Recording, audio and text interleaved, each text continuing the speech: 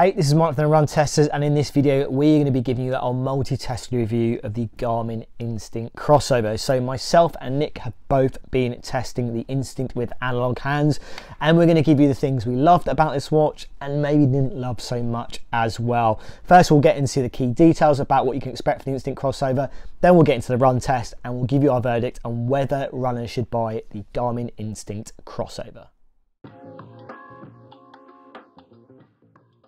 Okay, so here are the key things you need to know about the Garmin Instinct Crossover. Pricing starts at £479.99 or $499.99 in the US for the non-solar model. With a similar size 45mm Instinct 2 priced in cheaper at £299.99 or $349.99 in comparison. So what are you actually getting for that extra money? The headline edition is ditching the sub-display in the Instinct 2 for a set of luminescent analog hands that dynamically move out of the way to let you read what's on the transfective display behind it. The Instinct Crossover offers a stainless steel bezel as well, while the Instinct 2 only comes with a polymer built one. It's a touch heavier and thicker than the Instinct 2, but the Crossover does offer more onboard memory, with that memory jumping from 32MB to 64MB. Running features wise, you've got the same running profiles with support for additional running dynamics and running power metrics via an additional accessory. You're getting the same built-in sports apps, daily workout suggestions, multi-GNSS support, but it lacks Garmin's new multi-band mode. There's the same level of mapping and navigation support as the Instinct 2, offering breadcrumb trails in real time, point-to-point navigation with the ability to upload routes. Battery life stays largely the same across the board with the Instinct 2, with the same touted 28 days in smartwatch mode, with the Instinct 2 offering 30 hours of GPS battery life as opposed to the 25 hours on the Instinct Crossover. Paying more for the Solar version will also offer similar gains to the Instinct 2 Solar. Okay, so let's start with the good, and the first thing I think really stood out for me in my time in the Instinct Crossover, I think the general run tracking experience has been very good, and I mean that in terms of the level of accuracy, things like on the the core metrics, the level of kind of training, kind of insights, and things like daily suggested workouts and the kind of recovery advisor, those kind of things that we started to see in the Instinct 2 that made it feel a lot more like a better suited watch for runners. And it's the same thing I think with the Instinct Crossover. In terms of the runs I did, I was pretty satisfied in terms of the kind of GPS performance, despite it not having that kind of multi-band support that you do get on things like the 255, 955, Phoenix, Epics.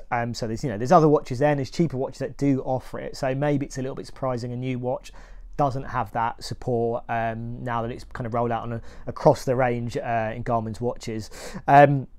But I ran with it alongside the Garmin Mark Athlete and the Epix 2 in those kind of multi-band modes that we found that have been really impressive. And I found generally core data like distance, kind of average pace, those kind of things that I would look at has been generally solid. And I think the GPS routes have generally kind of matched up as well. I've not seen major problems, but yeah, it's a shame it hasn't got that kind of multi-band mode there. But that is definitely something that was the main thing that kind of really stood out for me in my time with the Instinct Crossover.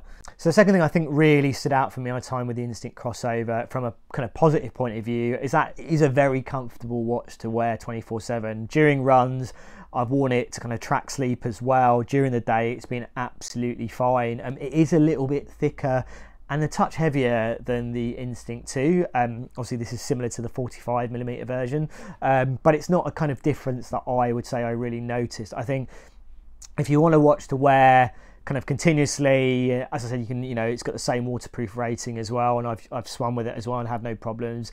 I think from that point of view, it's a really comfortable watch, and you can really struggle to find a watch that kind of gets the right level in terms of that kind of lightness, but also giving you something substantial in terms of that build. And I think in terms of what you get on the Instinct Crossover, despite it being a touch heavier and thicker than the Instinct 2, it's a watch that I found has been really comfortable to wear overall. So I think that's a real plus point. It's something that really stood out for me in my time as well with the Instinct Crossover. I think the other thing I really liked, and it's not really a new feature to Garmin watches, but I do quite like the kind of daily suggested workouts. And I think that feature in general is getting a little bit better and feels a little bit more in tune in terms of what I was doing. Now I had the Instinct Crossover on and the Mark Athlete as well, and kind of looking at what kind of suggestions were being made and how they would kind of match up in terms of those suggestions. And generally they kind of did kind of feel like they were in line with what I was doing in general with my runs, kind of non-running workouts as well, my kind of level of sleep and those kind of things that kind of influence those suggested workouts. And yeah, I mean, it's pretty simple stuff. You know, if you're doing a lot of kind of slow, kind of long runs, it will kind of recommend doing some kind of sprint stuff. But I think in terms of being a feature that can be really useful and offer a little bit of guidance, I think it's a nice feature to have on Garmin watches. And it's a feature that I found useful to have, and it's good to see that was kind of matching up with the other Garmin watches that I was using against it in terms of the level of advice and the level of guidance and the kind of sessions it was telling me to do. So my first like is the design of the Instinct Crossover. Now, I didn't love the watch when I first saw it, but it has grown on me over time, and undoubtedly the key part of the appeal of this watch is how it looks with that analog face over the screen. It's not really to my taste, but I'm sure if you're looking at this watch at all, it's definitely because of this design, and it is quite charming the way the hands move around a bit to show you what's on the screen behind them and that kind of thing, and it's certainly quite distinctive, especially within Garmin's range. So design's obviously a strong point. It's really the main reason to buy this watch overall. Battery life is also very strong on the watch. It's been about 2 weeks for me, but it's been a bit mixed up compared to testing other watches because I've done a lot of stuff on the treadmill lately and I've had a little bit of a niggle, so maybe that would come down to more like 10 days if I was doing my normal running, which is about 80 to 100k a week. But at the moment it's been lasting me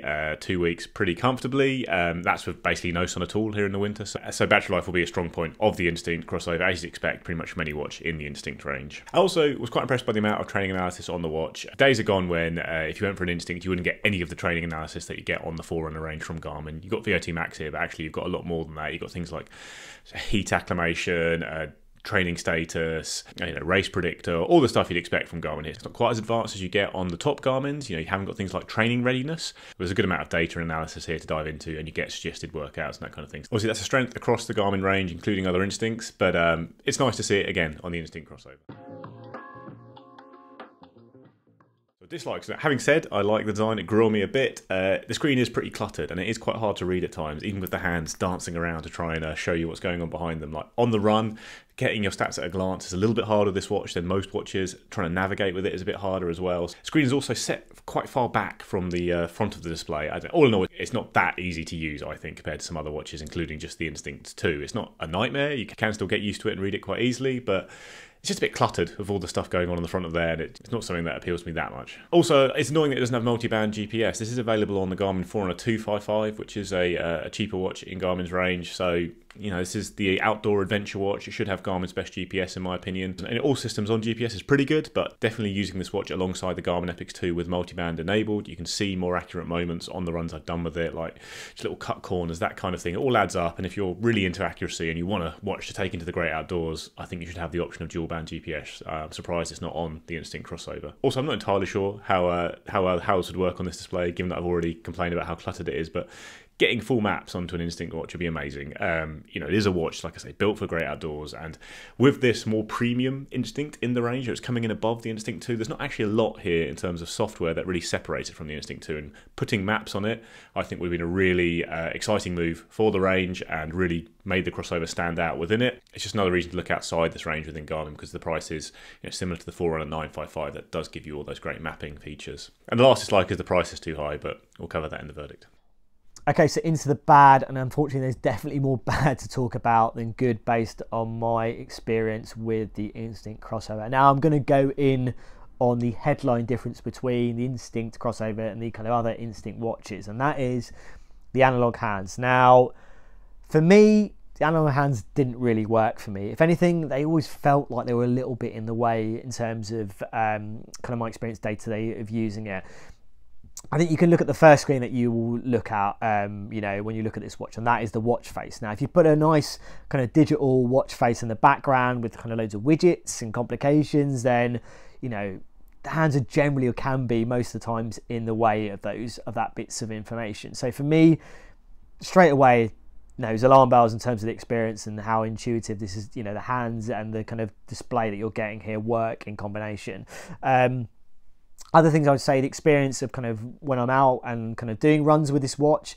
Now, when you are in that run tracking mode, the kind of hands kind of split, they kind of go to that kind of 3 and 9 position, and then the kind of the data, the metrics kind of split up, which is, you know, generally fine. I think, you know, from that point of view, it's fine. When you use things like navigation, I think, you know, losing that kind of little circular subdisplay you get on the Instinct 2, which I think is really useful in terms of the navigation experience, I think just makes it, you know, the hands drop down to kind of the 6 kind of point on the watch, and then you've got kind of arrows going here, arrows going there. Kind of, it feels a bit messy for me in terms of what you're seeing on the screen itself, and also the fact you've just got that watch face there.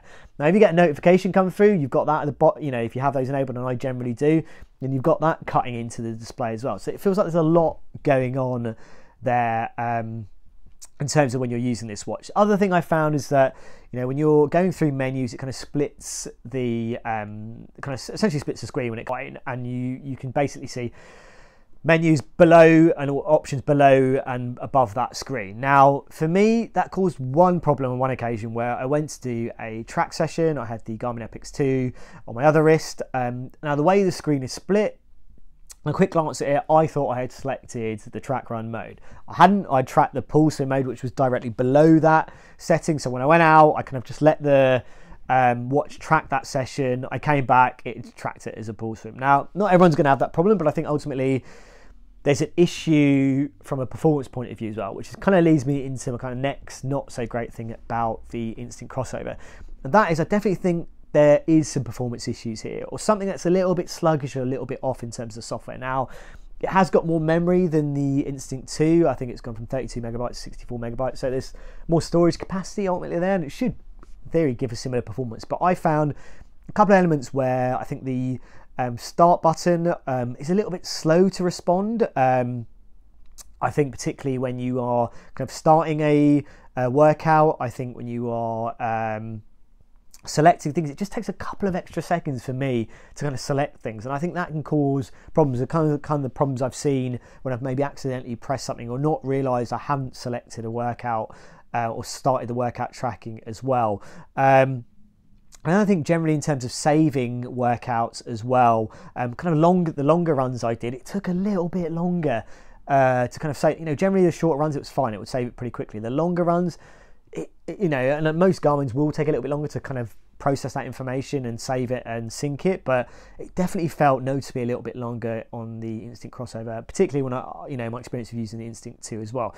So I think there is definitely, you know, I'm not a fan of the analog hands. I don't think it really works in combination with that kind of full display, and I do think there's some performance kind of niggles and issues, and you know, that experience of the UI and the analog hands doesn't really work for me. The other thing I didn't absolutely love is the battery life. Now, you know, the whole thing about the Instinct series, the Instinct 2 particularly, is that it's got this huge kind of battery life. Now, the Crossover is generally the same as what you get in Instinct 2. Obviously, you get solar, you're going to get more battery numbers, but that's really dependent on you being, you know, exposed to enough sun, you know, during, you know, on a regular basis. Now, for me, I was getting a solid week, but I was expecting to get a little bit more out of those kind of my usage basically overall, and I was comfortably getting a week, but I was expecting to get comfortably longer than that, maybe closer to 2 weeks, and that wasn't really the case in my time with it. Now, also you're getting less GPS battery life compared to the Instinct 2, which again is cheaper. Battery life generally, the drop off was kind of fine, but I think overall it's that general kind of, you know, I felt like I was getting less than what I experienced in Instinct 2. You know, obviously it has the capacity to go longer, depending on what mode and what kind of GPS usage you've got in use. But for me, the battery life wasn't mammoth for me, you know, what I was kind of expecting in my kind of day-to-day use.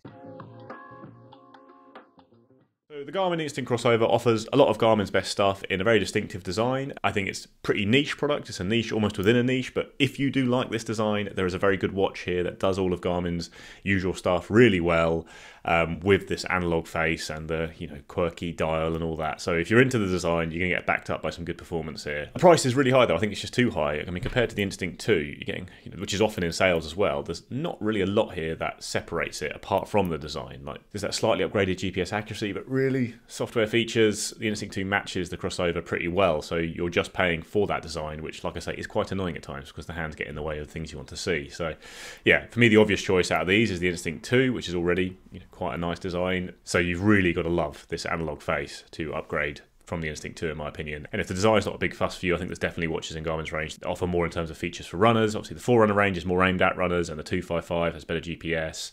It's a sleeker watch, smaller watch, not as good battery life, but it is cheaper than the Instinct Crossover. That's what I'd go for. And actually, you are getting very close, like I say, to Garmin's top watches with the price of this watch. The Forerunner 955 is an amazing all-round watch with music, maps, training readiness. It's just a more accomplished watch all round. The only reason to get the Crossover is really battery life and this design. So if you're not that fussed about that, the 955 is a better watch for sure. And then you're not actually far off the price of things like the Phoenix 7 range. So that's another option there if you want the more premium metal designs of those watches compared to the 955 or the Instinct Crossover. So I think the price is the big killer with the Crossover. Like, it does a lot of stuff really well. It's a good watch. Just basically, do you really want this design and are you prepared to pay for it? If you do, you are getting a good Garmin watch. But if that design isn't, the be all and end all for you, there are certainly better value options in Garmin's range. Okay, my verdict on the Garmin Instinct Crossover, and I think you're going to know where I'm going to go with this one based on my testing. I don't love the design. I know some people might like it. For me personally, it didn't really work for me. I think there are examples of, in Garmin's own range, of a kind of analog and digital kind of combination of timekeeping working, and I think in the Vivo Move it works great. You have that kind of really discreet display. The watch hands don't ever feel out in the way, I would say. Ultimately, I think those two, it works in a more seamless, elegant way. Now on the Instinct Crossover, I wouldn't say it's the same experience. And then, I'm questioning, what would you get this Instinct Crossover outside of the design over the Instinct 2? The Instinct 2 is significantly cheaper. I think that having that sub-display is a much nicer experience, particularly for navigation. And then you're getting all the same kind of level of running features as well. I think the similar level of battery life as well, even a little bit more in terms of kind of GPS battery life in general as well. And actually, I think I've had a better battery experience on the Instinct 2 compared to my time with the Instinct Crossover. So for me, I think this experiment hasn't quite worked for me. I personally wouldn't recommend the Instinct Crossover for runners. You have to really love having the idea of having analog hands on top of a display, but I think it doesn't work for me. I don't think it's clean enough in terms of that experience.